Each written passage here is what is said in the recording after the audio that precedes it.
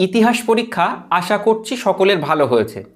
কারো যদি কোনো কারণে একটু খারাপ হয়ে থাকে, প্রশ্নপত্র যদি একটু কঠিন হয়ে থাকে, যে যতটুকু নাম্বার ছেড়ে এসেছো বা লিখতে পারোনি, আগামীকাল যেন ভূগোল থেকে এই নাম্বারটুকু তুমি অর্জন করে নিতে পারো, তার জন্য আজ থেকে প্রস্তুতি শুরু করে দাও।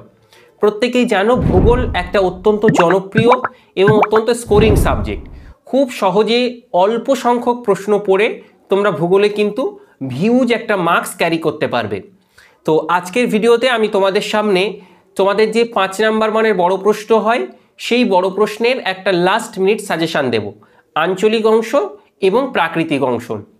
তোমরা প্রত্যেকেই জানো যে তোমাদের প্রাকৃতিক অংশ থেকে 4টে বড় প্রশ্ন দেওয়া হয়, 2টো লিখতে হয় অর্থাৎ অ্যাটেন্ড এনি 2 আউট অফ 4।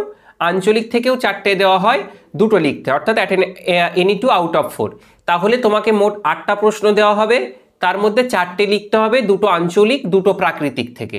এই হচ্ছে তোমার 20 নাম্বার।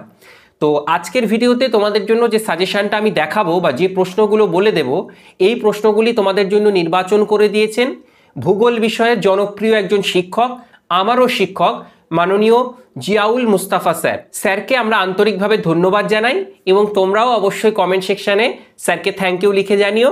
তাহলে চলো একদম কথা বাড়াবো না, সরাসরি আমরা ভিডিওর মূল অংশে প্রবেশ করছি। আমি তোমাদেরকে একে একে প্রশ্নগুলো বলে দিচ্ছি, তোমরা চাইলে দাগিয়ে নিতে পারো বা তোমরা চাইলে খাতাতে লিখেও নিতে পারো। প্রথমে তোমরা দেখবে তোমাদের প্রাকৃতিক অংশ থেকে এবছরের জন্য সবচেয়ে গুরুত্বপূর্ণ যে প্রশ্ন আমাদের স্যারেরা বলছেন, নদীর ক্ষয় ও সঞ্চয়জাত 3টি ভূমিরূপ চিত্রসহ আলোচনা করো। অর্থাৎ নদীর ক্ষয়কার্যের ফলে সৃষ্ট 3টি ভূমিরূপ অথবা নদীর সঞ্চয় কার্যের ফলে সৃষ্ট 3টি ভূমিরূপ তোমাকে সচিত্র আলোচনা করতে হবে। মাথায় রাখবে চিত্রের জন্য কিন্তু হাফ নাম্বার করে থাকে, ফলত যদি তুমি 3টে চিত্র দাও তাহলে পূর্ণ মার্কস 5 পাবে, যদি 3টে চিত্র না দাও তাহলে তুমি যতই ভালো লেখো 3 বা 3.5 পাবে। ছবির জন্য কিন্তু আলাদা নাম্বার থাকে। 2 দাগে রয়েছে হিমবাহের ক্ষয় ও সঞ্চয়জাত 3টি ভূমিরূপ চিত্রসহ আলোচনা করো। 3 দাগে উষ্ণতার ভিত্তিতে বায়ুমণ্ডলের স্তর বিন্যাস করে যে কোনো 2টি সম্পর্কে আলোচনা করো। এখানে তোমাকে 2টো স্তর মেনশন করে দিতে পারে, যে ট্রপোস্ফিয়ার ও স্ট্র্যাটোস্ফিয়ার নিয়ে আলোচনা করো, বা তোমাকে স্বাধীনতা দিতে পারে যে কোনো 2টো নিয়ে আলোচনা করো। তুমি চাইলে স্ট্র্যাটোস্ফিয়ার, মেসোস্ফিয়ার, থার্মোস্ফিয়ার প্রভৃতি যে কোনো একটা বা 2টো নিয়ে আলোচনা করতে পারো। তো আমি এখানে তোমাকে পরামর্শ দেব বা আমাদের সাবজেক্ট এক্সপার্টেরা তোমাদেরকে পরামর্শ দিচ্ছেন যে তোমরা প্রতিটি স্তর সম্পর্কে একটুখানি পড়ে রাখবে, কারণ তোমাকে সর্বদা স্বাধীনতা নাও দিতে পারে। তোমাকে মেনশন করে দিল থার্মোস্ফিয়ার এবং স্ট্র্যাটোস্ফিয়ার সম্পর্কে লেখো, অথচ তুমি পড়ে গেছো ট্রপোস্ফিয়ার আর স্ট্র্যাটোস্ফিয়ার সম্পর্কে, ফলত তুমি থার্মোস্ফিয়ারটা তোমার কাছে অজানা। এই জন্য একটুখানি সবগুলো পড়ে রাখবে। এরপর তোমাদের 4 দাগে প্রশ্ন, উৎপত্তি অনুসারে বৃষ্টিপাতের শ্রেণীবিভাগ করে যে কোনো 2টি সম্পর্কে আলোচনা করো। এক্ষেত্রেও তাই বলবো, তোমরা প্রতিটি শ্রেণীবিভাগ একটু পড়ে রাখবে। নিয়ত বায়ুপ্রবাহের সঙ্গে চাপ বলয়ের সম্পর্ক আলোচনা করো, আর কি বায়ু চাপ বলয়ের সম্পর্ক। 6 দাগে চিত্রসহ জোয়ার ভাটার উৎপত্তি ব্যাখ্যা করো। 7 দাগে সমুদ্র স্রোতের নিয়ন্ত্রক বা কারণগুলি আলোচনা করো। আর 8 দাগে মানব জীবনে জোয়ার ভাটার প্রভাব। লাস্ট যে 3-4টি প্রশ্ন বললাম, চিত্রসহ জোয়ার ভাটার উৎপত্তি, সমুদ্র স্রোতের নিয়ন্ত্রক বা কারণগুলি আলোচনা করো এবং মানব জীবনে জোয়ার ভাটার প্রভাব। খুব গুরুত্বপূর্ণ কিন্তু প্রশ্নগুলি। তাহলে এই যে 8টা প্রশ্ন বললাম, এই 8টা তোমাদের প্রাকৃতিক অংশ থেকে। এর মধ্যে থেকেই দেখবে তুমি পরীক্ষার হলে আগামীকাল 4টে আশা করছি কমন পেয়ে যাবে। এখান থেকে 2টো তোমাকে লিখতে হবে। এই 8টা করে যাও, 4টে কমন পেয়ে যাবে। এরপর আঞ্চলিক অংশ।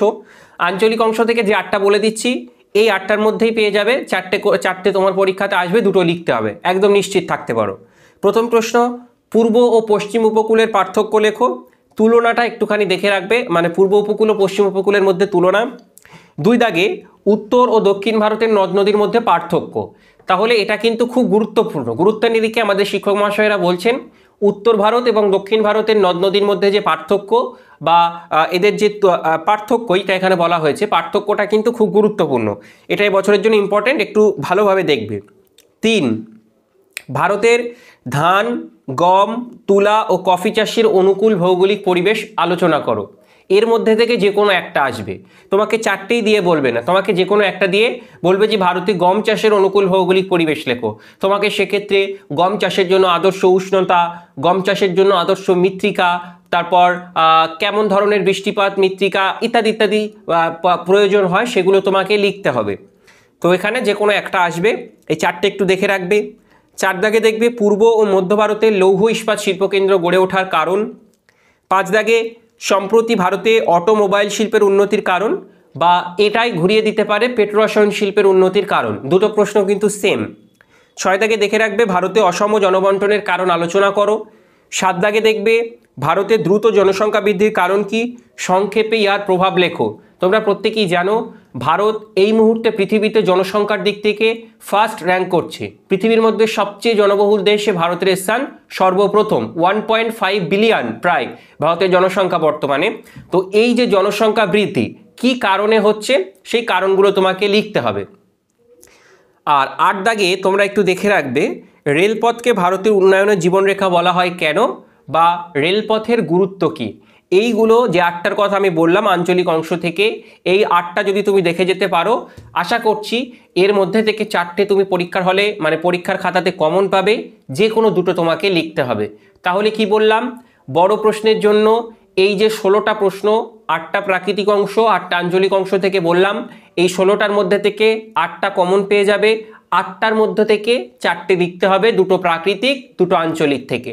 তাহলে এই মুহূর্ত থেকে তোমরা এই যে প্রশ্নগুলোর কথা বললাম এগুলো ভালোভাবে প্র্যাকটিস করে যাও। ইতিহাস পরীক্ষা কেমন হয়েছে একটু কমেন্টে লিখে জানাও। আগামীকালের জন্য প্রস্তুতি এখন থেকেই শুরু করো, আর তোমার জন্য অনেক অনেক শুভকামনা রইল। আগামী দিনেও আমরা তোমাদের এভাবেই পাশে থাকবো, কথা দিয়ে গেলাম। ভিডিও এখানে শেষ করছি। অনেক অনেক শুভকামনা তোমাদের সবার জন্য।